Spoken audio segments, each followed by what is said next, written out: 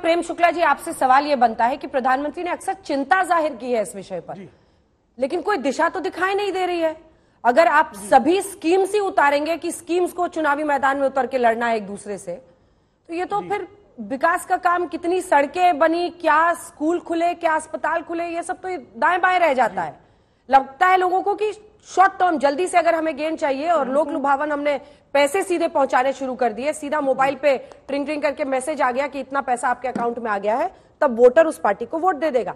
फिर ऐसे में ये कैसे बदलेगा?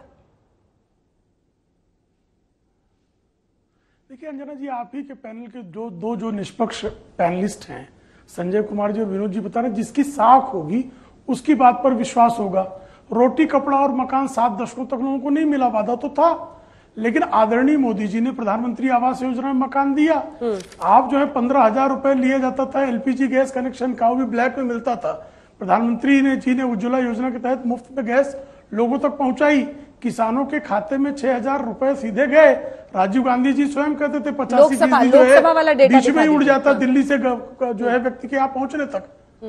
ठीक है, बोलिए आप अपनी बात। ऐसे में जो है साख कैसे आप जन कल्याण करेंगे वह निश्चित होता है। और दूसरा, जैसे आलोक शर्मा जी ने कहा, भाई हमने उत्तर प्रदेश में कहा कि हम किसानों का कर्ज माफ करेंगे, पहली कैबिनेट मीटिंग में किसानों का कर्ज माफ कर दिया। मध्य प्रदेश में आपका 15 महीने की सरकार रही, आपने किसानों का कर्ज नहीं माफ किए।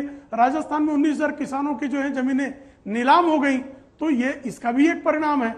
और प्रधानमंत्री जी कहते हैं रेवड़ी मत बांटो, और आप अभी भी कह रहा हूं मैं कि जो जन कल्याणकारी सशक्तिकरण की जो योजनाएं हैं वो रेवड़ियां नहीं है।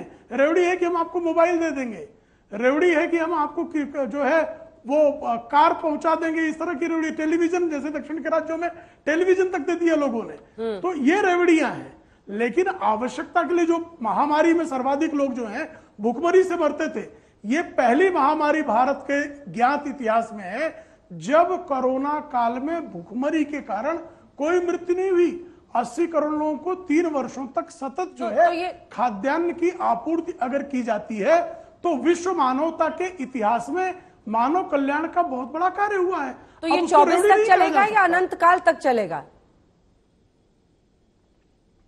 नहीं, जब तक आवश्यकता होगी तब तक चलेगा।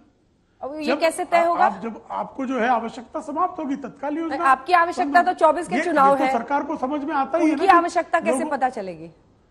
नहीं, हम जनता की आवश्यकता के अनुकूल करते हैं जी, चुनाव के अनुकूल निर्णय नहीं लेते। आदरणीय नरेंद्र मोदी जी जन कल्याणकारी योजनाओं को हमेशा मंजूर करते हैं, उसको आगे बढ़ाते हैं। संजय जी कमेंट इस पे करना चाह रहे हैं, उसके बाद मैं आ रही हूँ आलोक जी। संजय जी। नहीं, प्रेम शुक्ला जी, मैं ये कह रहा था कि आप कह रहे हैं आवश्यकताओं के अनुसार चलेगी, लेकिन हम ये देख रहे हैं कि जनता की आवश्यकताएं भी समय के अनुसार बदल रही हैं। जिस चीज को हम पहले समझते थे कि एक तरह से मतलब हमारे लिए आवश्यकता नहीं है, बहुत फैंसी चीज है। अगर मैं मोबाइल की बात करूं, 96, 98, 99, 2000 तक आवश्यकता नहीं थी जी। लगता था कि अगर आपके पास मोबाइल है तो आप बड़े मतलब सौभाग्यशाली है कि आपके पास आप मोबाइल है, आप उसको रख सकते हैं। आज तो एक हर व्यक्ति के लिए आवश्यकता हो गई है। तो आप कह रहे हैं जब तक आवश्यकता धीरे धीरे तो बदल रही है। अगर मैं तमिलनाडु की बात करूं, बहुत पहले की बात है, बहुत पहले की बात है। तमिलनाडु में जयललिता ने जब मिक्सी बांटी थी, ग्राइंडर मिक्सी बांटी थी, तो लगता था कि भाई ये क्या हो रहा है। लेकिन अगर आप तह पर जाएं तो उन्हें लगता है कि महिलाओं के लिए बहुत आवश्यकता की चीज है, क्योंकि महिलाएं जो तमाम सिलबट्टे पर मसाले और तमाम चीजें पीसी जाती थी, उससे उन्हें बहुत तकलीफ होती थी। अब आवश्यकता की बात हो रही है। उज्ज्वला स्कीम, आग चूल्हे पे तो खाना बनाया जा सकता था, लेकिन आवश्यकता हुई ना। अब हम कहते हैं पहले आवश्यकता गैस नहीं था, अब गैस आवश्यकता हो गई है। तो आवश्यकता भी उसी तरह से बढ़ रही है, तो उसको हम कैसे डिफाइन करें, कहां पर हम रोक लगाएं? शुक्ला जी, छोटा सा जवाब। बहुत अच्छा प्रश्न आपका संजय जी। देखिए, अब आटा और डाटा दो चीजें हैं। आटा और डाटा में पहले तो पेट भरना आवश्यक है कि नहीं है, डाटा आगे की चीज है। तो हमको आटा तो देना ही पड़ेगा। खाद्यान्न जो है, जो हमारे देश के गरीब भूखमरी के शिकार जो वर्ग है, उसको आटा देना आवश्यकता है। डाटा जो है आवश्यकता, जीवन आवश्यक नहीं है। आपके जीवन के लिए डाटा नहीं चाहिए, डाटा उसके आगे की चीज है। इसी तरह से विविध योजनाएं जो है, टेलीविजन जैसे है, टेलीविजन आवश्यकता नहीं है, जीवन आवश्यक नहीं है। बिना टेलीविजन के भी व्यक्ति चल जाएगा। मोबाइल जो है वो रोटी जितना आवश्यक नहीं है। तो इतना तो विभेद करना ही पड़ेगा। हाँ, लेकिन डाटा में अगर उलझा के रखिएगा तो टमाटर प्याज से उनका ध्यान हटाना थोड़ा आसान हो जाता है। आलोक शर्मा जी, ये एक बार लोकसभा वाला डेटा दिखाइए। लोकसभा वाला डेटा आप देखिए, और बात क्या हो रही थी कि जिसकी साख है उस पर लोगों को भरोसा होता है। आवास योजना 46, 5 लाख तक फ्री सुविधा हेल्थ सर्विसेज की 47, जबकि आप सब में 29-30 के आप मतलब 24 में भी आप जनधन योजना, उज्ज्वला योजना 49, यहां पर एनडीए बाजी मार ले जाती है। क्या ये बहुत बड़ा आई ओपनर नहीं होना चाहिए आप लोगों के लिए कि ऐसी तमाम सुविधाएं जो ये मौजूदा सरकार दे रही है उस पर जनता का उनको साथ भी मिल रहा है, और ये बरकरार रख रहे हैं सबको, फ्री राशन भी अभी ये बरकरार रखेंगे कह रहे हैं। देखिए, मुझे लगता है अंजना जी, ये बिल्कुल इसमें कहीं कोई दो राय नहीं है कि जो सरकार होगी अगर वो हजारों करोड़ रुपया केवल एडवर्टीजमेंट पे खर्च करेगी तो कहीं ना कहीं उसके जनता के अंदर उस चीज का एक मैसेज जाएगा, और जब झूठ का भी प्रचार होगा तो और भी जाएगा। अभी कह रहे थे शुक्ला साहब के किसानों का कर्जा माफ नहीं हुआ। मैं जबलपुर में मध्य प्रदेश में बैठा हूं, 27 लाख किसानों का कर्जा माफ हुआ था, और ऋण माफी के पत्र इन्हीं के जो आज मंत्री हैं ग्वालियर वाले महाराजा साहब, उन्होंने बांटे थे, और वो तमाम सोशल मीडिया पर तमाम चीजें मौजूद हैं। अब इन्होंने कहा कि राजस्थान के अंदर किस तरह से वहां पर 19,000 किसानों की जमीन कुड़की हो गई। पता नहीं कहां से झूठे आंकड़े लेकर आते हैं। इसका मतलब तो ये हो गया कि हर जिले के अंदर 500 किसानों की जमीन कुड़की हो गई। कहां से आंकड़े लाते हैं हमें नहीं। आपके मंत्री ने विधानसभा में तरह से 412 रुपए का जो सिलेंडर था, ठीक है, आलोक जी पूरा कर ले, एक साथ ना बोले प्लीज। आलोक जी, 412 रुपए का सिलेंडर 1150 का कर दिया, और उज्ज्वला में मोदी जी ने महिलाओं को निजात दिला दी। बड़ा अजीब लगता है। ये कह रहे हैं कि साहब आज जो है वो खाद्यान्न दे रहे हैं हम। अरे भाई, 2014 में रामविलास पासवान आपके यहाँ खाद्यान्न मंत्री थे, और 2014 में ही सूखा पड़ा था, बारिश कम हुई थी, और उनका पार्लियामेंट के सदन के पटल पर था कि 3 साल के भंडार भरे हुए हैं। तो केवल कोसने से देश नहीं चलता है। ठीक है, आज आप हालत ये है कि डाटा आलोक जी, एक काउंटर क्वेश्चन है आपसे, एक काउंटर क्वेश्चन है। इनका कच्चा चिट्ठा आप खोलिए, खूब खोलिए, लेकिन 2019 में अगर आपने अपनी योजनाओं पर ज्यादा जोर दिया होता कि हम ये करेंगे या हम ये लेकर आएंगे तो ज्यादा फायदा नहीं होता, क्योंकि उस वक्त चौकीदार चोर है रफाल को लेकर, मतलब इस सरकार को घेरने के बजाय, क्योंकि अब योजनाएं लोगों को खींचती है। भाई आप ही ने किया ना कर्नाटक में, आप ही ने किया ना हिमाचल में। अंजना जी, मैं आपकी हमारे चुनाव प्रचार में कोई कमी रही होगी, मैं उसको नकार नहीं रहा, लेकिन अगर सबसे ज्यादा कोई 2019 में किसी चीज का फायदा मिला था तो पुलवामा का मिला था इनको। और पुलवामा पे जिस तरह से शहादत के नाम पर वोट मांगी गई, चुनाव को भारत पाकिस्तान के नाम पर उज्ज्वला का नहीं मिला था, उज्ज्वला का नहीं मिला, सबसे ज्यादा पूरे देश में लोगों की आंखों पर पट्टी लग गई, और पुलवामा के बाद उन्होंने बीजेपी को दबा दिया।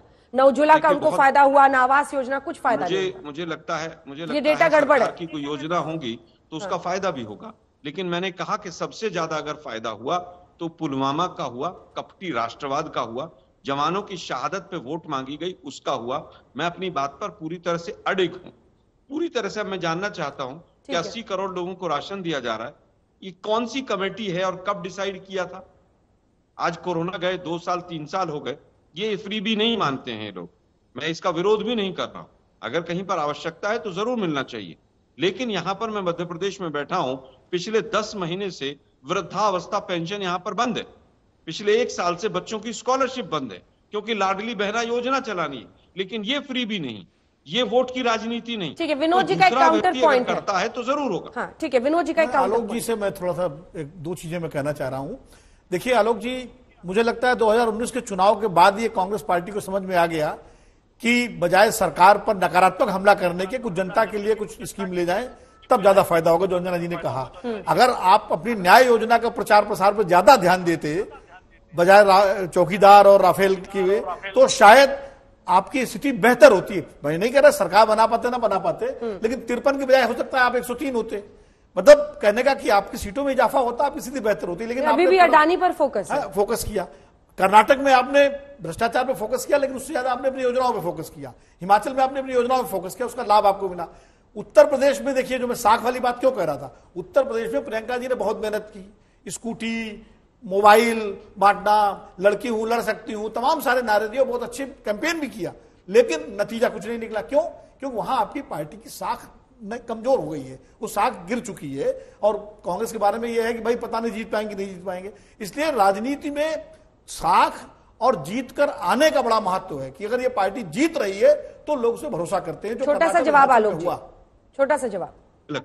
मुझे लगता है कि साख की अगर बात की जाए तो मोदी साहब 2014 के बाद 35 से 40 राज्यों में चुनाव हारे हैं, तो क्या साख खत्म हो गई थी? मैं नहीं मानता इस बात को। मेरा मानना है कि साख जब झूठे वायदे किए जाते हैं कि 15 लाख रुपए अकाउंट में आएंगे और तमाम, मैं समझता हूं कि देश के प्रधानमंत्री ने जितने झूठे वायदे इस टर्म में किए हैं पिछले 10 साल में, इतने तो किसी ने भी नहीं किए। महंगाई अपनी चरम अवस्था पर है और बेरोजगारी अपनी चरम अवस्था पर है।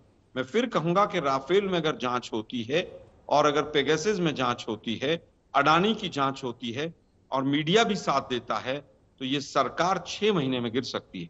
लेकिन दुर्भाग्य है कि तमाम जो सुप्रीम कोर्ट के जजेस हैं वो जब गवर्नर बन जाएंगे तो जांच के नाम पर तमाम प्रश्न चिन्ह खड़े होंगे।